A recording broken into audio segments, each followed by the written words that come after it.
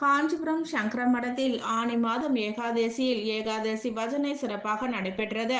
காஞ்சிபுரம் சங்கர மடத்தில் ஸ்ரீ ஸ்ரீ ஜெயேந்திர சரஸ்வதி சுவாமிகள் ஒவ்வொரு மாதமும் ஏகாதசி தினத்தன்று சீதாராம பஜனை மண்டலி சார்பில் ஏகாதசி பஜனை நடத்திட உத்தரவிட்டதன் பெயரில் ஆனி மாதம் ஏகாதசியில் ஸ்ரீ ஸ்ரீ சங்கர விஜேந்திர சரஸ்வதி சுவாமிகளின் பரிபூரண ஆசியுடன் மகா பெரிவா பிருந்தாவனத்தின் முன்பு சீதாராம பஜனை மண்டலி சார்பில் முரளி பாகவதர் தலைமையில் சிறப்பு பஜனை நடைபெற்றது.